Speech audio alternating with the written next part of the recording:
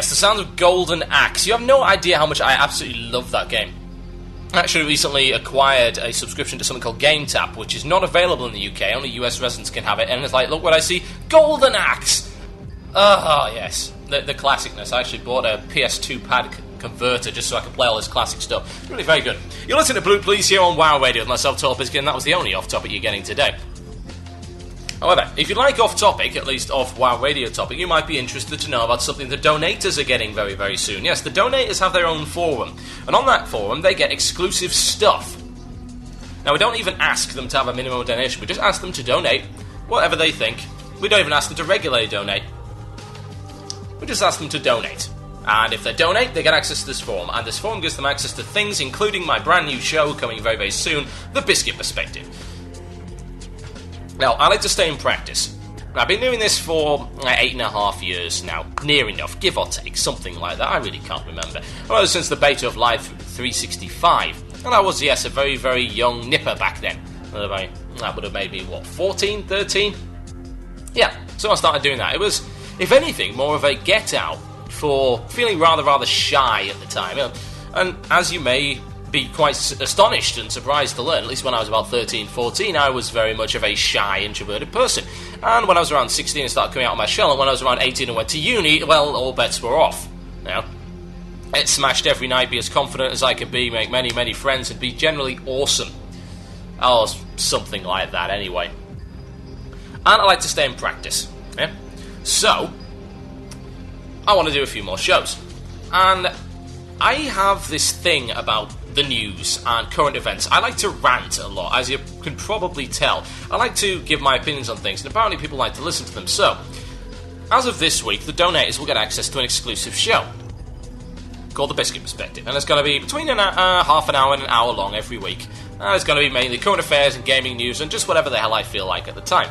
Now, if you think that sounds good, and you would like to donate to the station, and it is very, very much appreciated, I might add, then just go to wcradio.com and click the donate button right there. PayPal to wowradiodonations@gmail.com. We are trying to raise money for BlizzCon right now so that we can ensure that we bring a proper grade of equipment and give you guys some good times. Good times indeed. So if you can help us out, that would be very, very much appreciated. Now, just a reminder, of course, 4 Horsemen coming up next week, and it will be popping into Octel and Hordak slot briefly before Octel and Hordak return on the 15th. It'll be straight after Blue Please, and the 8th of July will, of course, be my birthday, leaving me a grand old 23. Whatever you want to do with that is anyone's guess, but no doubt some kind of evil prank will be played. As always, I cannot trust my staff to be sensible at all. But then again, that's what makes them so fun. So, I believe I do in fact have a second win coming up. Yes, I did in fact just say... Second win! I do love that dropping so much, it's fantastic. They're not as good as Octel and Hordax, but never mind. Second win. And I'm going to follow on from what I've been saying. I'm going to finish up what I was saying before the break, and I'm going to then leave it up to you. Because it's a very complex issue, and people's feelings on the matter are very much all over the place. For instance, I sit in the camp of, I have this gear, yet I believe it is too powerful for its own good. I'm also one of those people that really likes to get drops. I'm sorry, I'm materialistic. I like getting the treasure. I always have, ever since I played D&D and any other RPGs. New drops are exciting. Rare drops are exciting. I love that kind of stuff. It's in fact the only reason I would ever play Dynasty Warriors 5 Extreme Legends, because it's got rare drops in it. The rest of the game sucks. But as long as I can get rare drops, I will forget that. Because it's shiny, and it's new, and not many other people have it, and it's better than yours. And that's quite important. It really is. It's a very, very important part of an RPG, about progressing your own character. Now, a lot of that is very much diminished when I can craft a piece of gear very easily, I might add. I mean, good lord, it did not take me much effort. I respec Frost, farmed some primals, yeah? Then got sick of it, respec that to fire, farmed some primal water instead, because they're higher drop rate yet for some inexplicable reason sell for the same amount. Yeah? So I went and farmed that. Got a whole stack of primals, went back, sold it on the auction house, kept the primals I needed for my thing, and then used the money to buy spell cloth. And used my cooldowns to make some more spell cloth, make primal moon cloth, make shadow cloth, trade it for spell cloth, and whoa, look, I now have gear which is better than tier 5. Ouch. the best way to explain why this bothers me is that of the drops that I acquired in Karazhan a few nights ago, all of these new upgrades and stuff, I'm going to replace the vast majority of them very, very soon with craftable gear.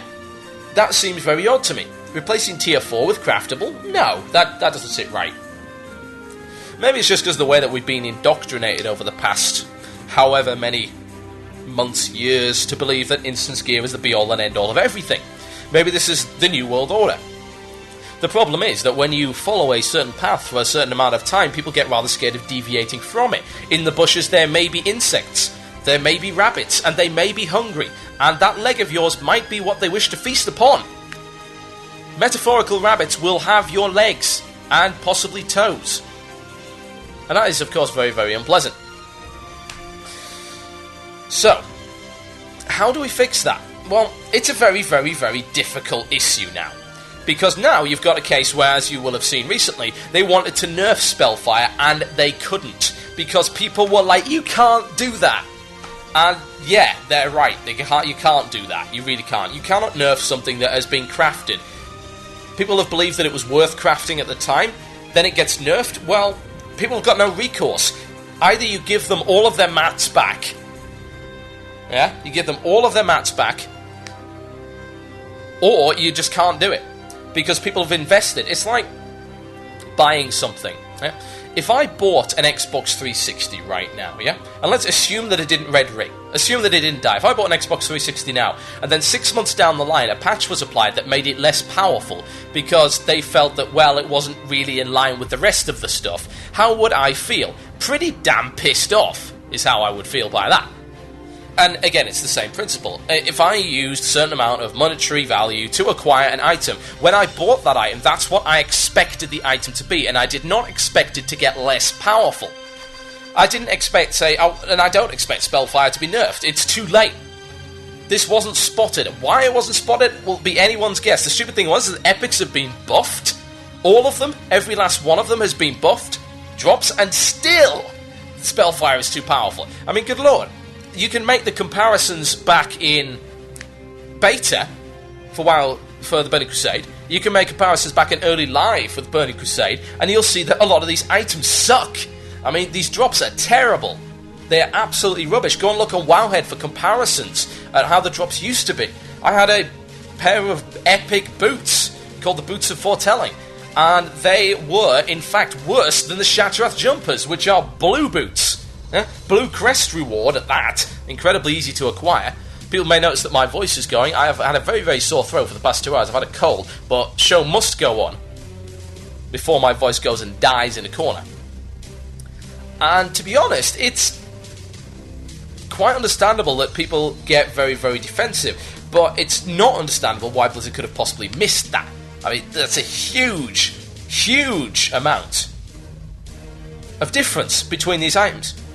As you can see, Tier 5 outclassed by Spellfire in many places. And I can't really see that as acceptable, even if it's a smaller set. Because you're, again, forcing people to break a set. And if you want people to use all this tiered stuff, and one would imagine that, you know, the way it used to be, this is the way it used to be, okay? The way it used to be back in the day was tiered stuff was not necessarily the best. Yeah? You could get random pieces which were better, but they were more difficult to acquire. They tended to go for higher DKP. Say, take for example, let me try and pull an example out of my hat. Tier 2 helmet versus Mishunda Circlet of the Mind Flayer for a mage, yeah? They're supposedly equivalent, yeah? Let's just ignore the fact that the Tier 2 helmet just happens to be in Onyxia's lair. And let's assume that all of Tier 2 is Blackwing lair level, which is where most of it comes from. And of course, that will be where everything came from right now if they were to follow the same structure that AQ40 and Naxxramas did. Right now, they've gone back to spreading it out across instances, which is okay. So let's assume they're all around the same level, yeah? Tier 2. Now, compare that to Mishunda Circlet of the Mind Flayer, the Netherwind hat. Compare the Netherwind hat, or even the Nemesis hat, to Mishunda, and Mishunda is clearly superior, yeah? That's why Mishunda went for such high DKP in the first place. It was an amazing item. And you'll tend to find that non-standard, non-tiered gear was slightly better, but it was more difficult to get. So a lot of people would go with tiers, yeah? Especially with the token loot system, tiered stuff became far, far easier to get. So people went with the tiered stuff. So you could either choose. You could pay premium, and you could follow this whole bell curve thing that has always been going on throughout WoW. You tend to pay a premium for the best. It's the same with enchanting. You pay about 4 or 5 times as much for Sunfire, which is only a plus 15 upgrade on plus 40 spell damage. Huh? You pay through your nose, you pay the premium, and that's okay. Now, that used to be the situation, but now if you're getting craftables, which are really very, very easy to acquire, and again, the real problem I have with this more than anything is the fact that all you need to do is buy gold, and you will have access to this stuff. And I hate stuff like that. I absolutely despise that. Being able to buy gear that is better than tier 5? No. That's daft. That's never the way it used to be. But you've got to look at it from the other perspective as well. You've got to look at it from the other side. Craftables didn't used to be worth anything. But to be honest, as a trading profession, they're still not. It's the same as, let's have a look at engineering, for instance, yeah? Engineering was a worthless trading profession. Now it's got the goggles. Do they do nothing? Well, from a trading perspective, yes, they do. As a profession, as something which is a money-making skill, yeah, it doesn't help at all. It will not help you because you can't sell Z-goggles. Z-goggles are BOP. You're not being able to sell anything like that. That's not buffing the profession. That's just giving you a reason to keep it when the rest of your stuff is worth naught. Encouraging people to even take professions that aren't gathering professions in the first place, because good lord, if everything was a gathering profession, everyone took gathering professions, then how on earth do you ever expect anyone to make any money off of gathering professions? Because they're not going to sell it to anyone. The economy has to exist for this reason. So that was their solution. Make these BOP things which are awesome. And yeah, well, that happened with engineering. And you know what? That didn't work very well. There were 1 or 2 pieces pre-TBC. The Robe of the Archmage, the Robe of the Void would be 2 very good examples right there. True Faith vestments, stuff like that. Even the Robe of Power back in, was a level 35-40 item? BOP. The same with Alchemy. Or was it Enchanting? I can't remember which. One way or the other, you could make this Smoking Heart of the Mountain. I don't know if it was Enchanting or Alchemy, I really can't recall, but it was a BOP thing. And all it was designed to be was a nice bonus. Yeah? A nice bonus for people who had got that high. But right now, that was never really the reason. That was never really the reason to get there. Now it is. The reason to get the 375 is for Spellfire. The reason to get to whatever level is for Prior Mooncloth, for Frozen Shadow Weave. Yeah? That's the reason for it to be there, and that's not encouraging trading. No, not at all. It's not encouraging trading whatsoever. And what you're now finding, especially with some of the really high-level epic patterns, you're requiring drops from places like Black Temple. I mean, you can look at the weapons as well. You can craft your own weapon, and it becomes the most powerful thing you own. As a blacksmith, as a weaponsmith. Yeah? And you have to acquire these items from higher level stuff. Nether vortexes and stuff like that. As well as your primal nethers. BOP stuff. And that is dangerous, to say the least. Having all of this stuff drop from these instances is not necessarily the way to go about things from a trading perspective. But maybe this is the only way. Maybe it is the only way to bring stuff to such a level that it is competitive. But the problem I, of course, have right now is that it's too competitive. This stuff is just simply too good. It really is. In my opinion, it is just far, far too good. I'm wearing it. Of course I'm wearing it. Why wouldn't I be wearing it? It's available to me and it's so easy to get. And that is really the subject of this week's Second Wind. Yes, I did just say. Second Wind! That is the subject of Second Wind this week. You need to email me over the next week. TheMurloc@gmail.com. TheMurloc@gmail.com. Have a look. See what you think. Can crafting be fixed? Can crafting be fixed? I'm going to read out one email before I leave tonight. This was sent from Ossatox. This is the kind of thing I expected to be sending. I listened to your explanation comparing craftable gear, in particular tailoring of the Spellfire set versus the Night Bain robes you described, as well as Tier 4, Tier 5. My opinion about the set bonus is that it's somewhat horrible on Blizzard's end if players can get better than half the expansion's content gear-wise by professions. Yeah. That's a very, very short note right there. But it's very, very true. If you can get gear that is better with professions, then of course Why would people go for all of these drops? And when it comes to set bonuses, they are often the reason to acquire tiered gear. And if the set bonuses suck, well, there you go. There's just one possible explanation. Just something for you to think about over the next week. And yes, I've got to overrun slightly today. I'm actually going to play the first episode of Blue Police straight after this. Just a bit of a nostalgia trip for anyone that cares. I know that once. Just, it makes me feel better about myself that I've kind of come on so far since then. I'm going to do a few shout-outs, and yes, my voice is going, and I do very, very much apologise for that. I'm going to do a few shout-outs for you, and then I'm going to play the first episode of Blue Police ever. That was over 2 years ago now. That is really, really very scary for me indeed. Let's just pop on a little bit more music, and let's do some shout-outs. Email themurloc@gmail.com with the shout-outs, or PM me on irc.wowirc.com.